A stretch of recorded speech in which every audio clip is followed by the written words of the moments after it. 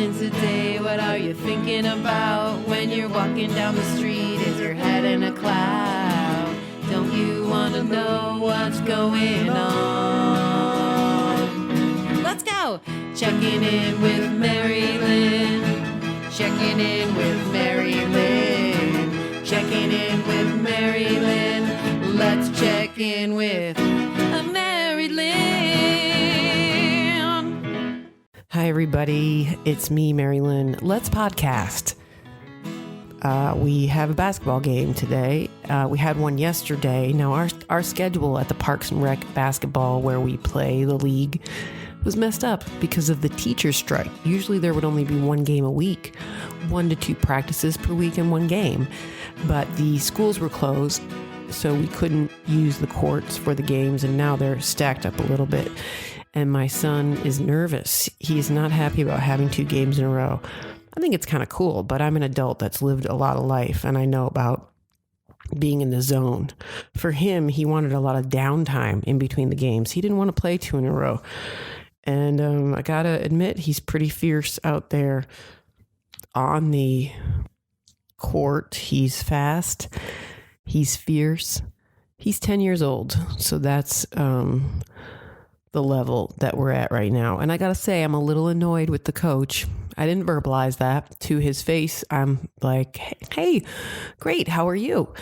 And I was a little overzealous when I first met him. He was like, you look familiar. And I immediately was like, yeah, that's because I'm an actor. I get that all the time. And he just looked at me like, wow, that was way too much information. And I was just being overly friendly. I don't know. It must have been a manic episode, or maybe I hadn't talked to anybody in the whole day, and then it just got bottled up and came out of my mouth. Anyway, the point is, now that we're a little bit into the season, he canceled practice last week and then admitted it was because his kids had parties to go to.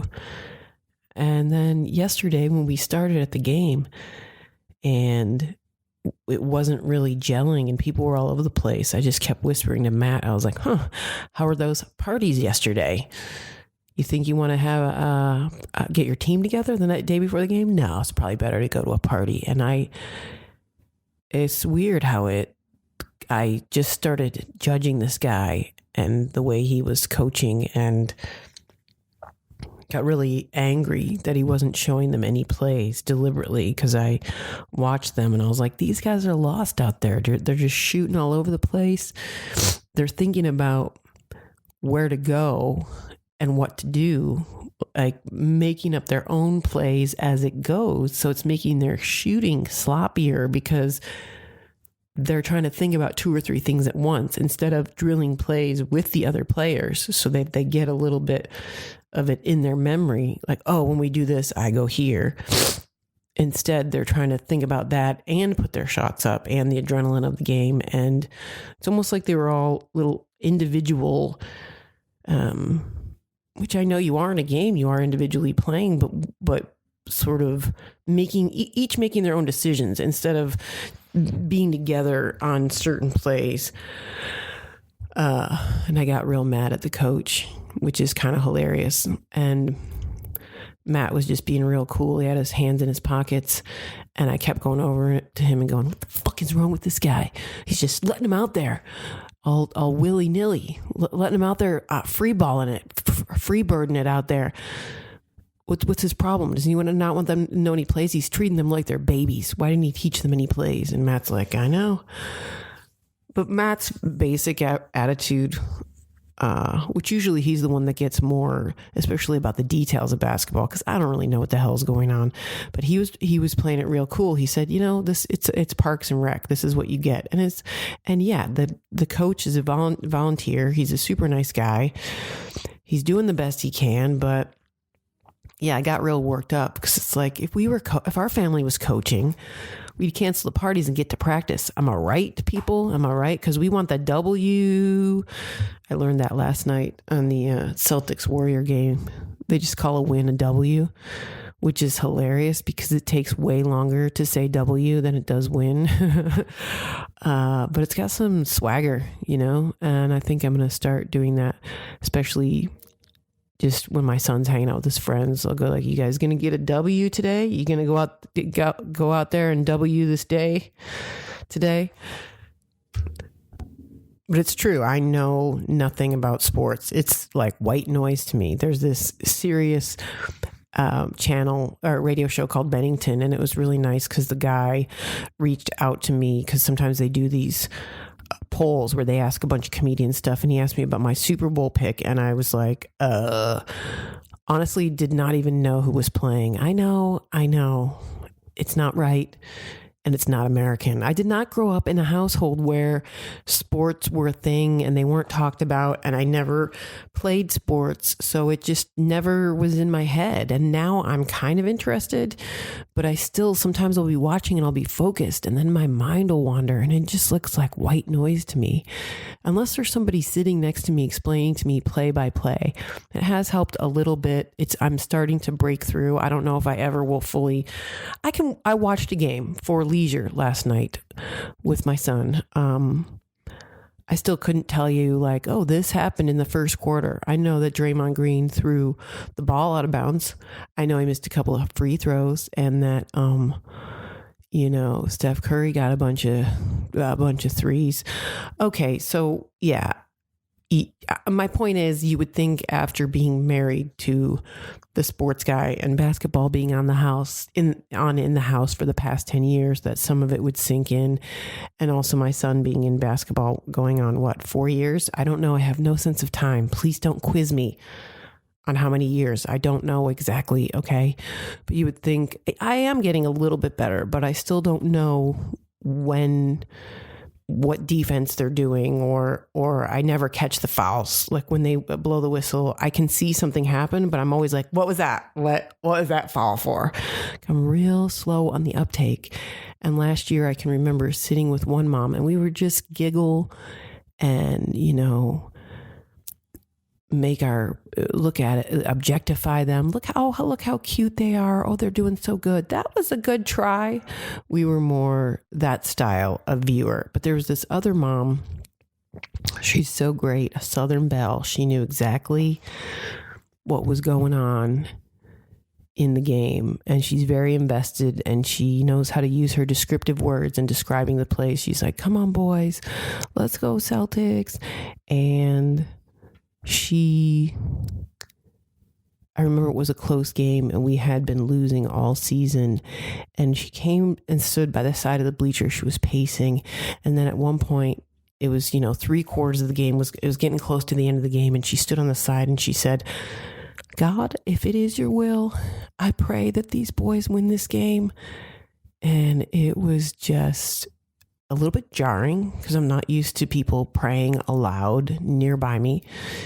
And I like her. She's wonderful.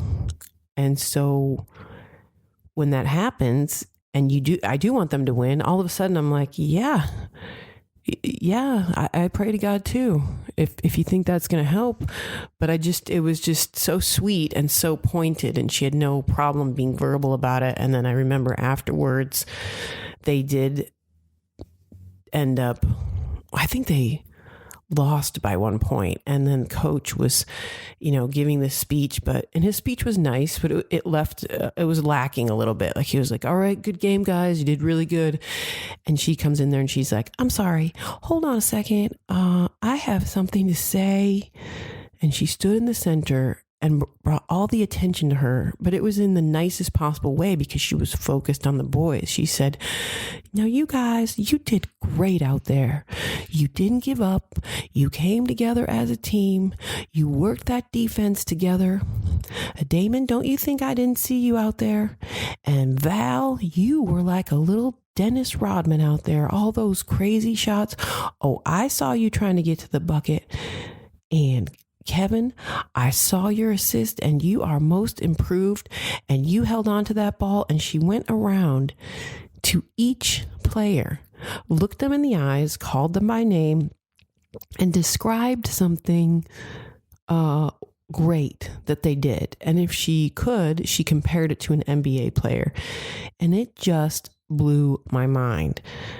I got so excited at what she was doing that when she was done talking, I got a little teary, and I wanted to try it because I was like, I want to participate, So I said, excuse me, I just have one thing to say too. You guys, just on top of what she said, you did a great job. And then I panicked because I didn't know how to do it. I don't know basketball terms. I couldn't just repeat what she said, right? I had to have my own thing. So I said, and you guys are sexy out there. You got a lot of power. You're not little babies anymore. And you're looking hot. And son, I see you about to go into your manhood. And I say, ooh, that's my son. And it's almost like I'm attracted to you a little bit. Like, yeah, you go from, and then, I had to take it back and say that, yeah, that's not what I meant. I don't mean that. I just meant you guys look powerful and virile. And, I didn't mean to call you guys sexy. I'm sorry. I just don't have a good use of words. Well, that's just something I made up. It's a comedy bit I'm working on. It's in a very raw form. It's a bit about being attracted to your son as he's playing basketball. I didn't deliver it very well here, but I think you can see how that's going to be hilarious. Maybe the lead-in is, do you ever think you're a pedophile? Okay, that was a deep track. And all that about the mom is true. And I think I got that idea of being attracted to your kid. Number one, because they're hot. But when I'm sitting out there with the mom and we're like, oh, aren't they cute? It's like this weird fetishy, It's like you objectify them by calling them cute. And then I just heightened that and exaggerated it. And it's really based on my lack of knowledge of the game and the nervousness and wanting to say something. Anyway, you get what that is. So that's exciting. I'll keep working on that, guys. So we have a game today. Oh, also yesterday, it's funny when you see parents from the other team and how you just don't talk to that person. There's not even a nod. It's just this one. Maybe I'm being overly sensitive. I like it when you say hi and you give a nod like, hey, we're all in this together. But it's like the parents of the kids in the other team, we might as well be on the same team. But you're just like icing them out. Like, yeah, we're about to dominate y'all. And you know what? I had those complaints about the coach, and then I realized I had to step off because it is just Parks and Rec, and he's a volunteer, right? And then we ended up winning the game. And now we have another one today. He's nervous, but to watch my son honestly go from, and Matt told me this would happen. He said, you watch how much they will develop in a year, in 2 years. I mean, and it's like that with like babies. And then, as they get older, there's always different stages and changes. Like any of you that have babies out there, there's that period of time when if you go away for like 2 days and you come back and you're like, what did I miss? Because like every little thing when that baby like comes into its body is such a, you notice all those little things that they're doing, and it's like the sweetest time.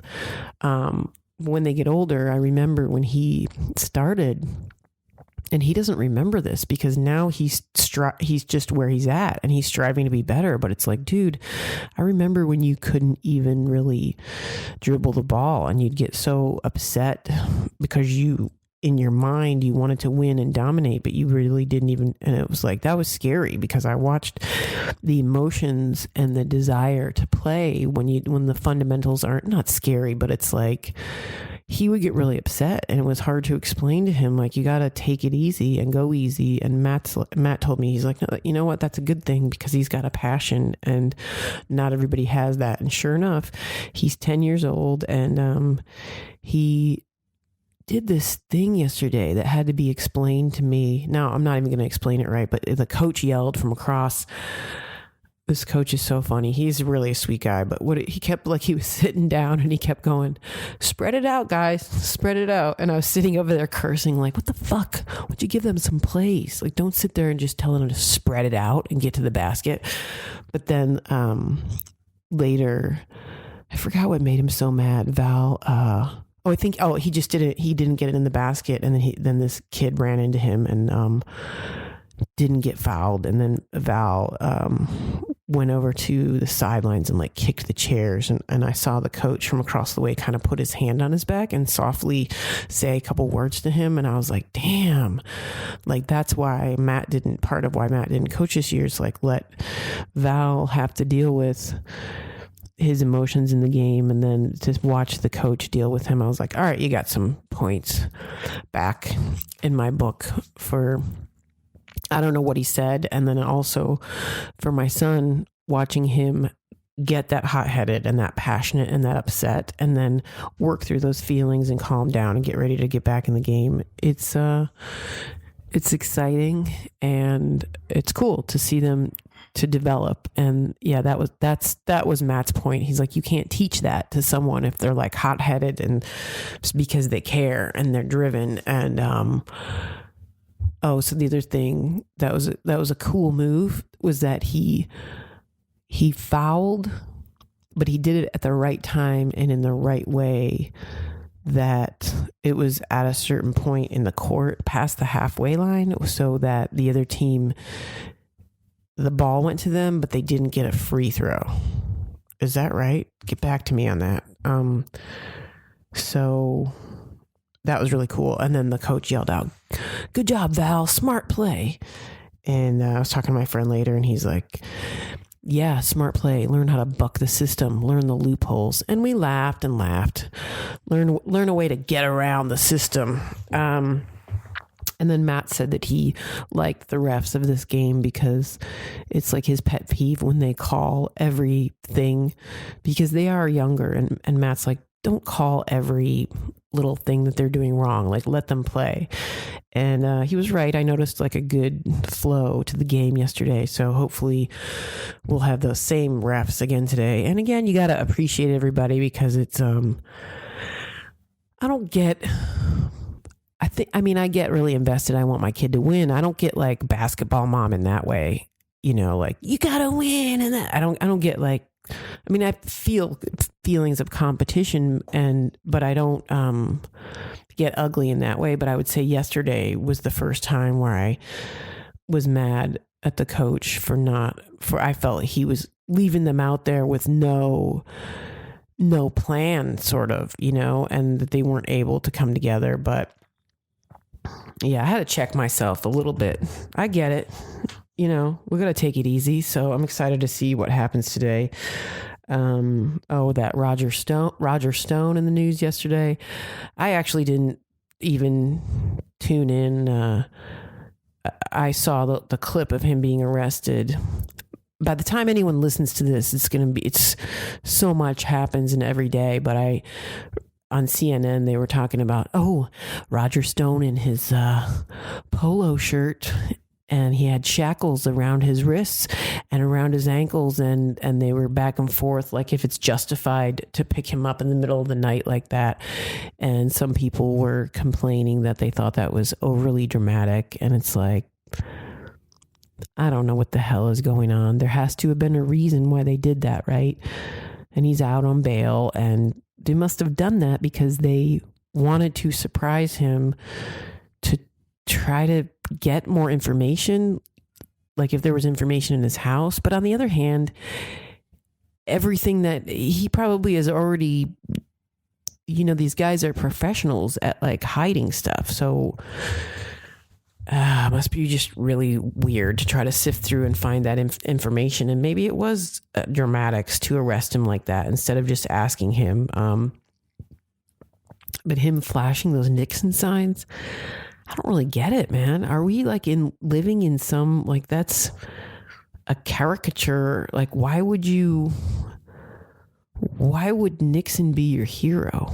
Because he's known for being a crook. So then you're like, like I'm going to get away with stuff. But then there was a reporter standing outside, people watching where he got arrested. And they were talking to one lady who was like, well, I'm glad finally justice will be served. And then they talked to another woman who was like, he's a friend of mine and I'm Team Roger. So we're just getting both sides. And it's just like, what the hell is going on? What does it matter what I think? And also, why is it in the reporting about his, he's in a polo shirt? they got him in the middle of the night. He just threw on a polo shirt. He's not going to like that because he's a flashy guy. Like, that's the way you report about it. What is happening? How do I really know what's happening?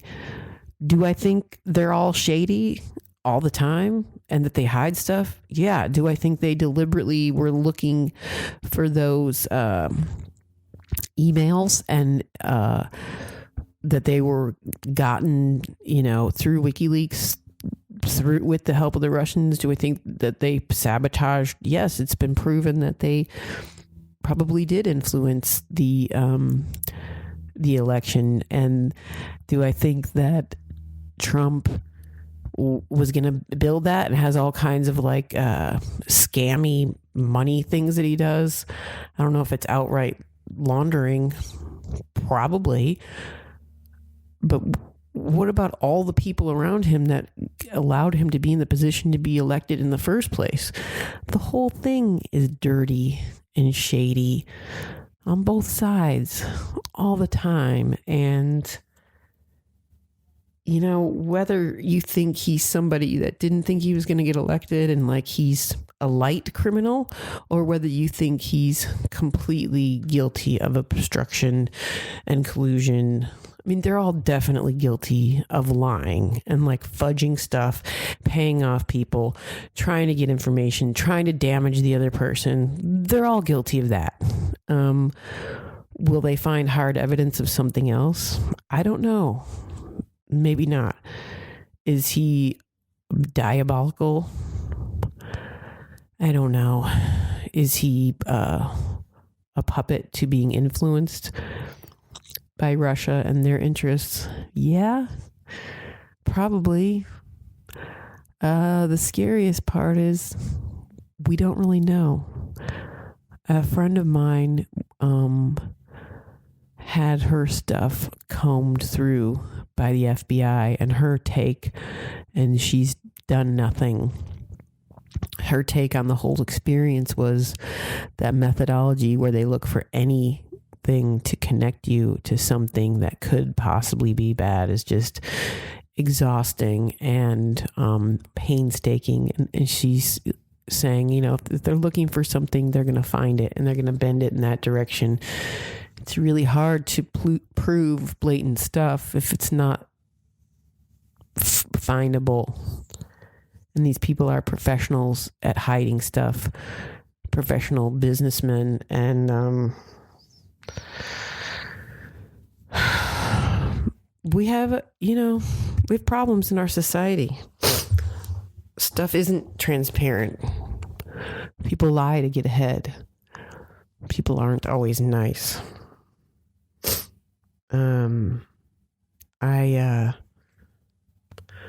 Speaking of lying to get ahead, I was in Trader Joe's, and every time there's a line of cars waiting to get in there, and they've hired the parking lot, just the parking lot. They've hired a security guard to direct people when a car is leaving a space, when you can get into a space. And as the guy directed me into a space and I turned, and it was like, when the lines of the parking are off, and the person's going over the white lines. So this was already happening by the cars on either side of me, so that when I pulled in, my car was driving over the center of the white lines of the, you know what I'm saying? It wasn't marked properly. I wasn't in between the lines. I was driving over the lines of the parking. And as I was doing that, I was like, why is everybody squeezed in here? Why are these, Target has a different philosophy. There's almost too many parking spaces. It's like, we're so big, you could never fill this up. Which brings me to my point, which is, it just occurred to me that in my mind, I thought it's creating this image of, we're just your neighborhood store. We're tucked in here in this funky space. There's, probably 3 less parking spots than there should be for how many we're allotting people to come in here for the capacity of the store and how big the parking lot should be to accommodate the flow of traffic. And then as I got into the store, I was like, wait, are these aisles smaller than they should be? every time I turn a corner, there's 3 people coming the opposite way around the corner, or I go to get something and someone's right in front of me, or there's an employee coming through with boxes. And same thing when you're standing in line. If there's more than 2 people in line, the lines are going into each other. And then the area where they put the groceries is like so quaint. Every time, it's not in the front of my mind. Every time though, subtly, I'm like, oh, this is where I put it's not the luxurious, the conveyor belt of your normal checkout experience where you just luxuriate and putting the stick in between and you've got all the space in the world to let your stuff travel down there. No, in Trader Joe's, and this is when it occurred to me. I should have known already. They're deliberately just fucking with us to give us this image that like, oh, there's not enough room for you to put your groceries on this wood block, this wood slat that we happen to have here that will almost accommodate a small handheld basket of groceries. And, you know, if you have a cart, they take the cart behind them. And it's always like this haphazard to give that feeling of the mom and pop, but it's this ingenious, all of a sudden it hit me in the gut. I mean, I know it should be obvious that we're being tricked all the time, but I was like, all of a sudden I realized that parking situation, that's part of the plan all along. They designed the store of what it needed, how many spots it needed, and then whoever, the bottom line money person, the CEO, the designer that informs the CEO of here's how much money we want to spend, here's what the design needs to be. They all looked at it, and then the big boss said, all right, that's what we need to accommodate this space. This is how many parking spots we need. Now shorten it by 4. Yeah, but you'll always have a traffic jam and there won't be enough. Yeah, shorten it.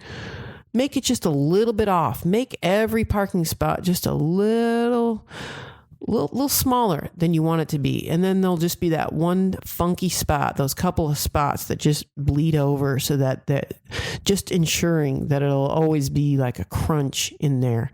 You know why? Because that's going to save us money. And it's also going to give us the image that we're just a funky thrown together. This is where you get your good stuff for a good price. And that's all masterminded. That's not the only Trader Joe's parking lot that feels like that. It's not just one of the checkout lines because they're a mom and pop store. Each one is designed with that wood block design, with the wood slat that you pull out. They're doing that on purpose to mess with your emotions. Do you like that I'm talking like it's the 70s, like we just discovered corporate greed and manipulation by design? I mean, it happens to us so often that I got to research the singularity. Is that connected at all, where we just become manipulated by outside stimulus and we just move around and try to survive? Like, I just need my spicy cashews and my red wine. Why you got to fuck with me like this? You're doing it for your own profit. What about me? Well, you gave you a good price. Yeah, but is it really organic? Doubtful. So I got really excited because I looked at my Instagram because I had posted a picture of myself in my office podcasting, and this guy called Aficionerdo says, I'm 4 minutes into an episode. You know what? This section is called Shout Out Listener of the Week is what I'm going to call it. Listener of the Week. And his name is Aficionerdo. He says he is a time traveler, lexical Rube Goldberg engineer. Now, I don't know how this is going to happen. What if Aficionerdo doesn't listen to this podcast and he's going to get a complete shout out and breakdown of his response because I'm so delighted. So I had this, I guess my first podcast, I talked about how I left the dog poop on someone's lawn. Okay. And I talk about it as a joke in my act. Now, honestly, I don't do it every time. I barely ever do it. But the joke in my act is that it's nighttime. And I look because I looked away, when she's pooping. I look back and it's dark and I can't see it. So then my instinct is to go up, must not be there, and keep walking and leave the poop there. Okay. So that's my whole thing I have in my act about how I'm living an edgy, dangerous lifestyle and how you got to look out for number one and what's the big deal. Anyway, so he goes, I didn't realize I talked about that in the very first episode of my podcast. I probably talk about poop every fourth podcast. Okay, so Aficionerdo says, I'm 4 minutes in on an episode 1 of your podcast. You mentioned leaving dog poop on the lawn.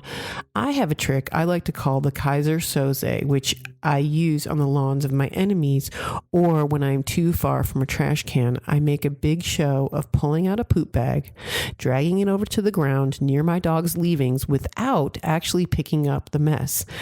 Then I treat the bag like it's full until I walk down the street, and then just like the now controversial Kevin Spacey in The Usual Suspects 24-year-old spoiler alert transforms from verbal Kint to Kaiser Soze, I flatten the empty poop bag and put it back in my pocket.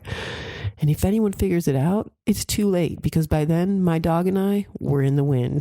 This is a beautiful description. I find it very literary. I'm very honored that you chose to put that description in my IG comments for my inspiration. And I would like to do a shout out to you right now.